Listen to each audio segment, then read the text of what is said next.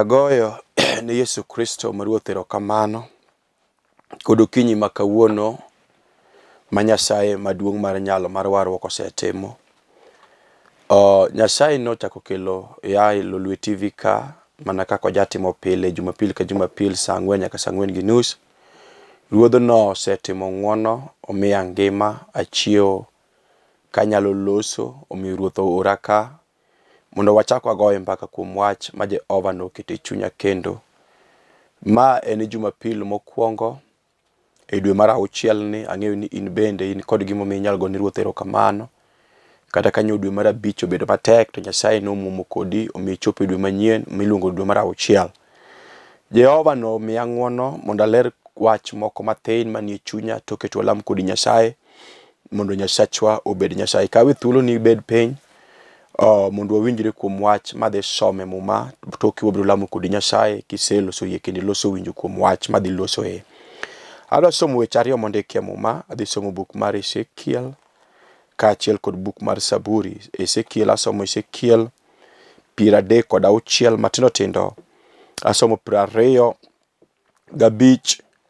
nyaka 28. Bang'e adhi somo Zaburi 51. Bang'e walamo Nyasaye. Yiena mondo asom wach mondikie muma Ezekiel 36 chako somo 24. Muma lero niya Anagolu e ogendini ni an ng'ama ler. Anagolu e kind ogendini modak e pinje mopogore opogore. Mi anaduoku e pinyu uwegi. 25 wacho, anakir pi maleo, kir kuomu pi maleo, mi anapuodhu kuom nyiseche manono, kod gimoro amora mane odwanyou. Anamiu chuny manyien, kod paro manyien, bende anagol kuomu chuny matek ka lwanda, mi anamiu chuny malong'o.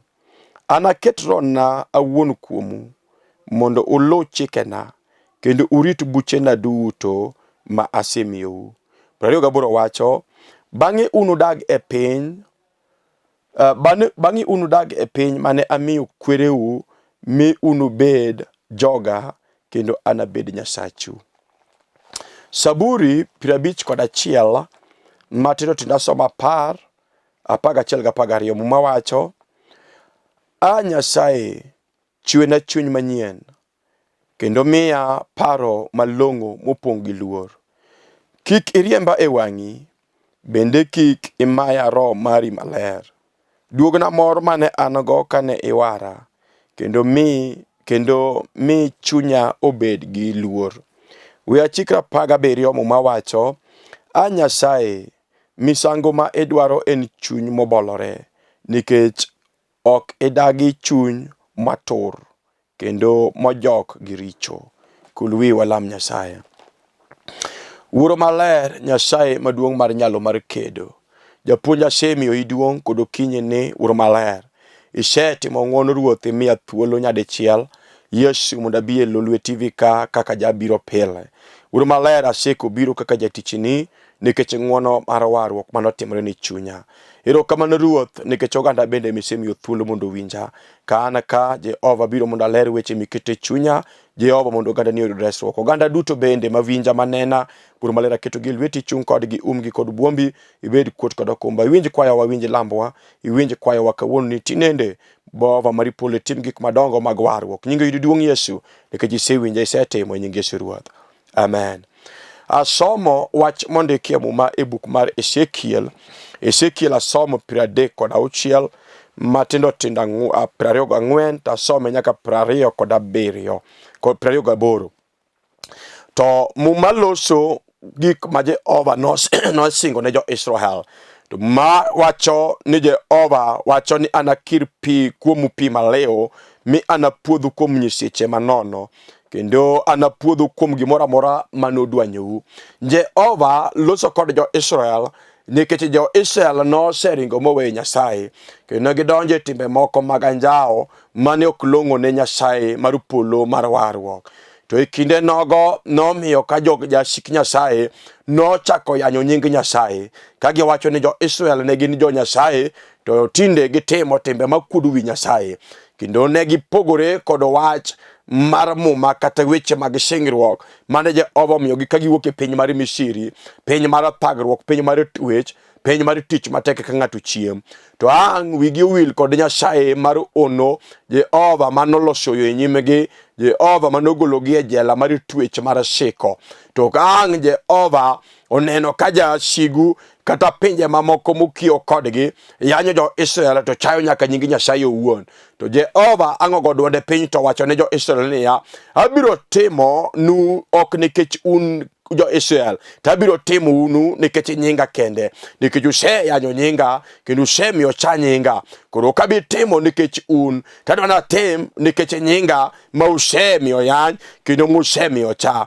To muma malero ndiko kama wasomo ni koro an Nyasaye abiro kiro kuom pi maleo mi anapuodho kuom nyiseche manono kendo anapuodho kuom gimoro amora mane odwanyou. Tiende wacho ni jo Israel nosedonjo lamo nyiseche manono ka giweyo Nyasaye mar singruok, Nyasaye maratego, Jehova manogologi e piny mar twech mar Misri. To maler wacho ni ne gidonjo e lamo nyiseche moko manono, nyiseche mag jo Amor kod nyiseche mag jo Amalek. Muma malero ndiko ni angi wangu i Nyasaye momiyo Jehova noweyogi kendo Jehova nojwang'ogi e lwet wasikgi ma jasikgi ne nigi od teko kuom jo Israel kendo jo Israel ne thagore kata ka Jehova ema nogologi e piny mar Misri mokelogi e piny mar Kanaan kamano.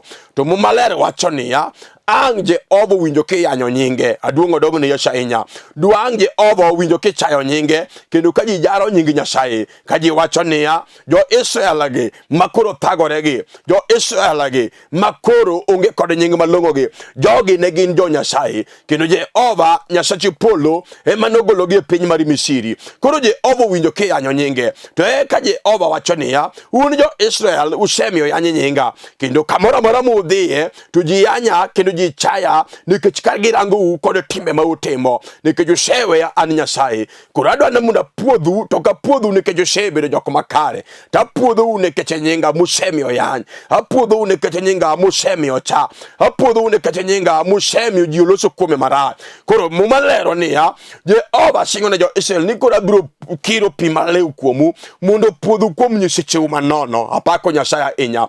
Opuodhu kuom nyiseche manono manyo gidonje magiwe Nyasaye kendo abiro puodhou kuom gimoro amora manyodwanyu un jo Israel. Apako Nyasaye maduong' mar nyalo. To kendo ndiko konogi niya, abiro olorona mara kuomu kagolo chuny matek ka lwanda ma osedonjo kuomu mosemiyo ok usewinja, chuny matek ka lwanda mosemiyo utamuru winjo wechena kendo osemiyo utamuru rito chikena, osemiyo utamuru rito nyaka buchena kod weche mag singruok mana keto kodu ka ogolu piny mar Misri. Koro abiro puodhou kuom pi kod pi maleo kendo abiro puodhou kuom nyisecheu manono kendo abiro kolo chuny matek ka lwanda kuomu ma an Nyasaye anamiu chuny manyien, chuny malong'o, chuny mopong' kod luor Nyasaye. Apako Nyasaye ahinya. Odhiambo sani kata okinyi sani wan gi ji mang'eny ma wigi nyosewil kod Nyasaye ma kata kwa uloso sani to wigi nyowil kod timbe madongo kod kuonde ma Jehova nyogologie. Omiyo kata kawuono ka giloso to giloso ka wigi osewil kod Nyasaye kendo timbe magitimo gin timbe mamiyo Nyasaye yanyo. Apako Nyasaye ahinya. Gin timbe mamiyo Nyasaye yanyo. Kendo wan gi ji mang'eny ma kata ka en japako, kata ka en jadendo, kata ka en jayalo, kata ka en japuonjo, obed pastor, obed bishop, obed kiwango mane, wan gi ji mang'eny mosemiyo Nyasaye mar nyalo mar polo yanyo. Kendo wan gi jok mang'eny mosemiyo Nyasaye osejar. Mwana kinde moro na wacho ka ni wan gi ji moko osemiyo kone ng'ato mowar ma jati Nyasaye koting'o muma to neno ka jogo gin jok moko maruru ni moko, jok moko manigo kod ura moro nikech kaluwore kod gik ma jomowar mamoko timo, kaluwore kod gik ma joyalo moko kata jotich Nyasaye moko timo, miyo wach Nyasaye yanyo. To yorno kane jok moko bende mag jotich Nyasaye to ineno ka gima gin e kiwango achiel, ineno ka gima gin bende ken kod tim achiel, ineno ka gin bende gin e dwanyruok achiel kaka joma moko. To muma malero ndiko niya, jotich Nyasaye ma jo Israel hango dwanyore kendo timo time mamono e nyim Nyasaye mar nyalo mar warwo. Omiyo jo Edom kod jo Amalek kod jo Amor hango yanyo Nyasaye maduong' mar polo mar nyalo mar warwo, kendo negi chayo Nyasaye polo, negi yanyo Nyasaye kendo negi jaro Nyasaye. Gimomiyo negi jaro Nyasaye nikech timbe mag jo Israel, jok mane jo ovo kao kaka joge, jok mane jo ovo kao kaka jotichni. Muma walero ndiko niya, hang wigi wil kod Nyasaye magetimo timba nyao. Ukinyi sani wan gi ji mang'eny manyo wigi siwil kod Nyasaye, kendo timbe magetimo kod sani gidong gi lony gi ng'eyo kod ojwaji kod okora magiwuotho gode warwo. Kata kamano warwo kumar adiera ma dhano luothe kuluru Nyasaye, kama dhano luothe to winjo ka chunye go kibi ni to bende ana kare kosa seringa weyo, bende ana kare kosa seringa taro, bende ana kare kosa selal. Wano tinde onge ji wuotha iyudo ka dala mowar ma jatich Nyasaye muomore richo ka thuol muomore bure. Iyudo ka dala mowar ma jatich Nyasaye ma samoro bende yalo wach kaka nena lero wach TV kane. Yene jal mamadho richo kendo modho richo ka jal mamodho soda e bath duka. Pako Nyasaye inya ochisemiyo wach Nyasaye oyany kendo gisemiyo wach Nyasaye ojar, gisemiyo ji ojaro wach Nyasaye kendo gisemiyo Nyasaye yanya inya. Iwinjo kawuono kod okinyi ng'ato nyalo duogo ir Nyasaye. Muma ndiko niya, abiro timonu to ok nikech un jok makare, to chunya dwaro mondo mi apuodhu nikech nyinga. Ng'ato Nyasaye nyalo timo ne ng'wono mana nikech nyinge kende, ok nikech jal makare, ok nikech timo gik malong'o, ok nikech timo dwaro mar Jehova, to nikech nying Nyasaye mosemiye yanyo, nying Nyasaye misemiye nyono kod tielo, nying Nyasaye misemiyo wasigu tuo kod tiendegi. Udhiambo sani kado kinyi sani ng'ato nyalo duogo ir Nyasaye. Iwinjo ng'ato nyalo paro gik ma Jehova osetimo. Muma lero wacho niya, abiro puodhou kendo abiro kiro kuomu pi maleo mi anapuodhu kuom nyiseche umanono, abiro puodhou kuom nyiseche gik moko duto te mosedwanyou. Mano Nyasaye kono jo Israel. Ukinyi sani nyalo yudo dhako moro kata dichuo moro nyako moro kata kijana moro dayo moro kata kwaro moro madier osedok e chunye mowacho ni nokiri nyim Nyasaye manyodonje time maganjao, kendo time mosetimo osemiyo ya Nyasaye, osetimo miyo jar Nyasaye, osemiyo wach Nyasaye onyon kod tielo. Ma jomoko wacho niya, kama mara nyango cha kata mara kinyi cha kata mara odhiambo cha mache warwo kara warwo konge tiende. Ukinyi sani ng'ato nyalo duogo ir Nyasaye. Nyasaye pod nyang'wono, Jehova nyalo puodho ng'ato. Ukono jo Israel niya, abiro kiro kuom pi maleo un jo Israel kata nyusetimo richo ma uweya an Nyasaye, kata nyusetimo richo ma uloko ng'eu ne an Nyasaye, to abiro kiro kuom pi maleo mondo achaka puodhu kuom nyiseche umanono. Iwinjo kod okinyi sani Jehova wa en jang'wono, en jal mopong' kod ng'wono e lwete. Onyalo timo ne jal moro, dhako moro, dichuo moro maber kod okinyi sani. Wan gi Nyasaye manyalo puodho ng'ato kuom richo ma ng'ato osetimo. Wan gi Nyasaye ma ng'ato nyalo duogo ire kata bed ni otimo gik maricho momiyo Nyasaye nyoyany. Ing'eyo ni Nyasachwa en jadiera, Nyasachwa en jang'wono. Iluongo Nyasaye mar singruok. Jehova norito singruok manoketo kod jo Israel. Kata kamano ke jo Israel gin dhano ne wigi wil kod singruok manyoge timo kod Nyasaye kaka pok giwuok e piny mar Misri, manyoge donje lamo nyiseche manono, magidwanyore ahinya kod timbe mamono mok mi nying Nyasaye duo. Muma ndiko niya, eka Jehova ang' oneno ka ji yanyo nyinge, eka Jehova ang' oneno ka ji jaro nyinge muloso kod jo Israel. Ukinyi sani awacho niya, iwinjo mama isemiyo Nyasaye oyany, iwinjo dichuo adira manitie ni isemiyo Nyasaye to sejar nikech timbe ni mamono kod nyiseche manono misedonje. Iwinjo kod okinyi sani Jehova mar warwo, Nyasaye maduong' mar polo, jal ma jachwech polo kod piny, Nyasachwa no jang'wono, onyalo timo ne ng'ato ng'wono. Okinyi sani Jehova wanu nitie kata okinyi sani nyalo wacho niya, Jehova asemiyo nyingi ojar, asemiyo nyingi oyany, asemiyo ji ok winji. Jehova kawuono kod okinyi ikir kuom pi maleo. Kono jo Israel ni abiro kiro kuom pi maleo mondo apuodhu kuom nyiseche umanono, abiro puodho kuom gimoro amora manodwonyo un jo Israel. Iwinjo wan gi mon kod chuo matimbe manyoge timo mag dwanyruok, nyosemiyo Nyasaye oyany, timbe manyoge timo mag dwanyruok, nyosemiyo Nyasaye ocha. Ukinyi kawuono ng'ato nyalo duogo ir Nyasaye mondo Jehova puodhe kuom nyiseche manono koda kuom timbe maricho mosetimo. Nyasachwa jang'wono, jal ma ng'wono pong'o lwete, Nyasachwa jadiera, jal miluongo ni jabura ma ono, jal ma nyalo ng'ado buch ng'ato kare. Ukinyi sani Nyasaye awacho niya, iwinjo dichuo, iwinjo ng'at madhako, iwinjo nyathi matin, kata nyisetimo timbe mamono, isetimo timbe maricho, ma Jehova nyong'uli oko. Iwinjo na awacho chieng' moro ka, na afadhali chwanyri kod anyuola, afadhali chwanyri kod minu kod wuoru, to kik ichwanyri kod Nyasaye manochweyo piny kod polo. Ere ng'at madilos kindi kod Nyasaye, kok in iwuon emifwenyo ni sekoso ne Nyasaye mondo iduogi ire, mondo chako puodhi kendo. Ukono jo-Israel niya, an Nyasaye oseyanyo, misemiyo oyanye nyinga kendo osejare nyinga, to koro aseamo an Nyasaye mana nikech nyinga kende, mondo apuodhu wakir kuom pi maleo, mondo apuodhu kendo, mondo apuodhu kuom nyiseche manono, kendo mondo agolo chunyu kuom chuny matek ka lwanda. Ing'eni wan kod ji matek manigi chuny matek ka lwanda. En ng'at ma chunye tek ka lwanda ma kata yale ni ango to wache no kodonjone. Osebedo kod lony kod ng'eyo kod okora e warwo ma kata yalo ne wach, kata siemo ne gimo osetimore, kata siemo ne makosa ma en go, to kuwinjo wacho no. To maler wacho niya, Jehova kono jo-Israel ni an Nyasaye koro aseamua ni mondo apuodhu kuom richou duto. Abiro kiro kuom pi maleo mondo apuodhu kuom nyisecheu manono. Abiro golo kuom chuny matek ka lwanda. Duong' odogo ne Nyasaye. Wan kod chunje moko matek ka lwanda ma kata ilero kuom wach Nyasaye to gin chunygi odinore adina. Kata ilero kuom Yesu ratego, jal manyalo puodho ng'ato, jal manyalo keto ng'ato thuolo, jal manyalo golo ng'ato e jela. Iwinjo kod okinyi sani, wan gi Nyasaye manyalo golo ng'ato e jela. We keto chunyi matek dhako, we keto chunyi matek dichuo. Iwinjo dichuo marino, iwinjo dhako marino, Jehova manyalo resiye. Ka ng'ato keto chunyi matek ka lwanda, wan gi Nyasaye manyalo miyo ng'ato chuny mayom, manyalo tur pila. Iwinjo tur ok en asara, tur ok en asara mama, tur ok en asara dichuo, kata kori tuo miseting'o kidi. Tiwinjo Nyasachwa jang'wono, Jehova nyalo ng'wononi. Muma malero ndiko niya, ukono jo-Israel ni winjo abiro kiro kuom pi maleo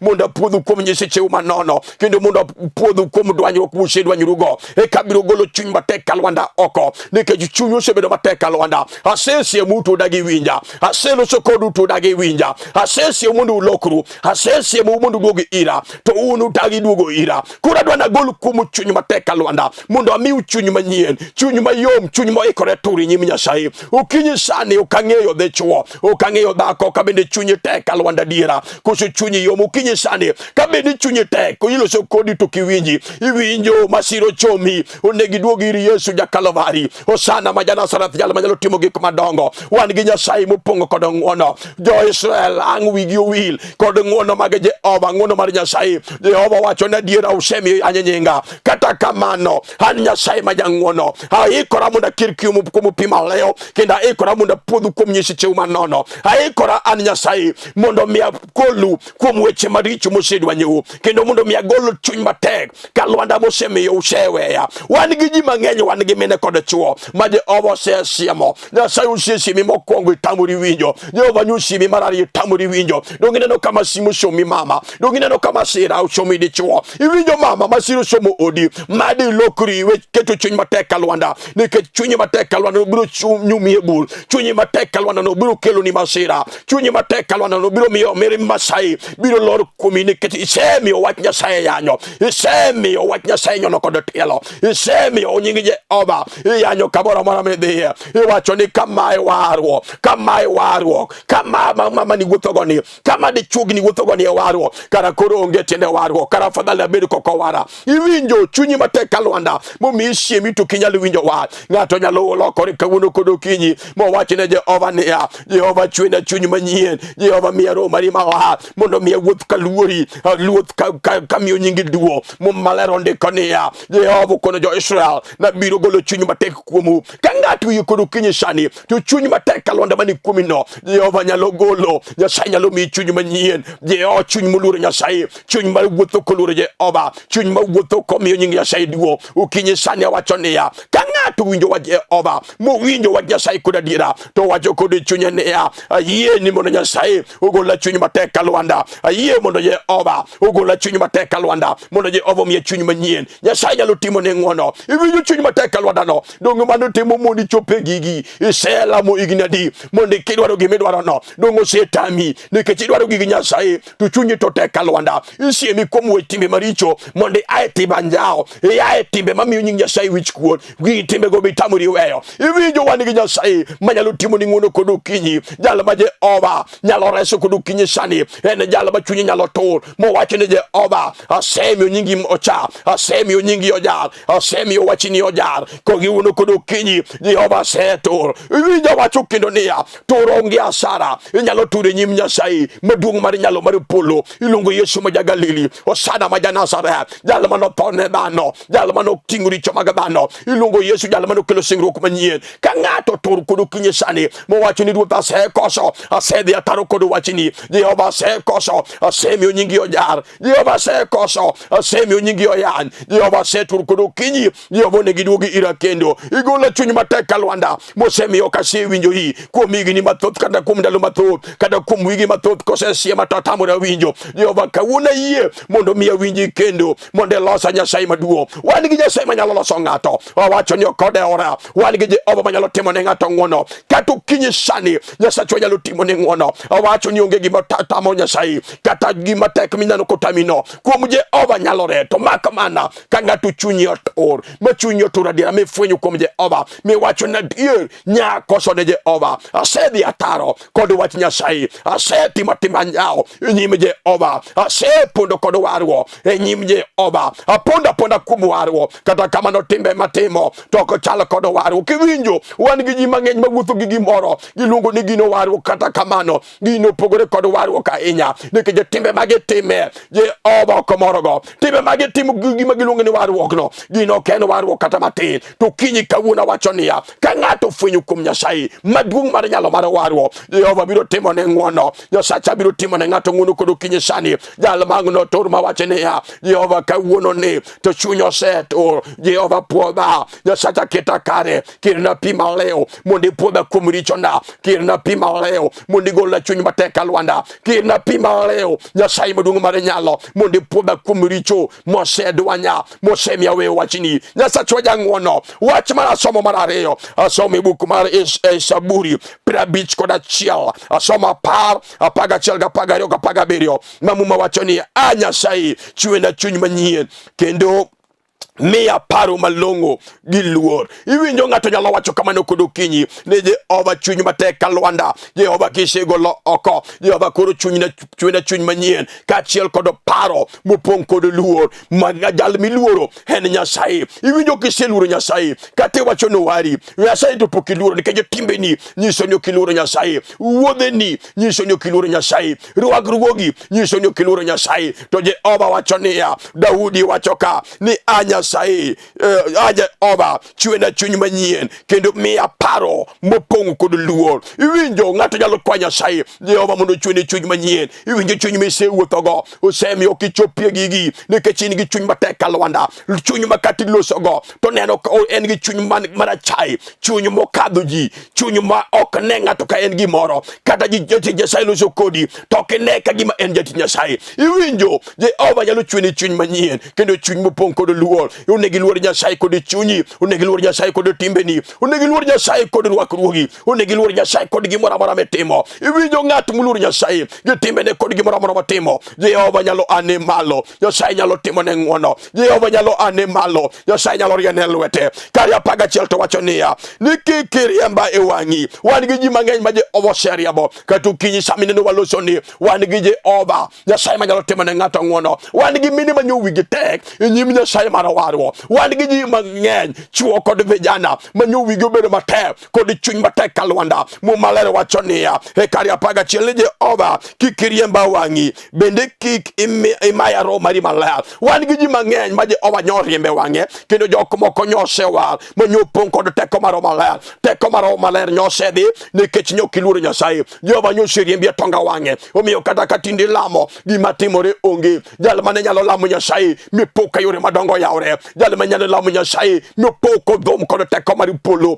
teko maro maler ere teko maro maler mane dom go ango manotimore Jehova seri mbie wange yonge wange Jehova tongo wange Nyasaye onge kumi kata matil tukinyi kawuna wachonia kangato fwenyo kum Nyasaye mo wachone Jehova nia Jehova seko senyimi Jehova chwina chuny manyien igolo chuny matek kalwanda Jehova mari polo Nyasaye nyalo timo ne ngono Daudi wachonia Jehova kikiriemba wangi Jehova kikiriemba wangi ngati nyalo wachoni Nyasaye Jehova nyiriemba wangi kata kamano uro maler ni kichwije teko manyo ango Yesu kachakiresa kendo echake timna ngono kali apalgari otowachonia niduok na mor mane ango kane wara kendo mi chunya obed kod luor iwinjo wan guji mang'eny manyowar kendo nyoni tie kaka nyogil Jehova nyo winjo lambgi Jehova nyo duoko lambgi koro Daudi ywakania niya Jehova duok na mor mane an go kane wara wan guji mang'eny masani mor mane gin go ikinde mane ge yodo warwo ikinde mane ge wacho ni Yesu Kristo maruoth war chunya an jaricho mane ge ywago warwo mar Roma ler no chopo mopongogi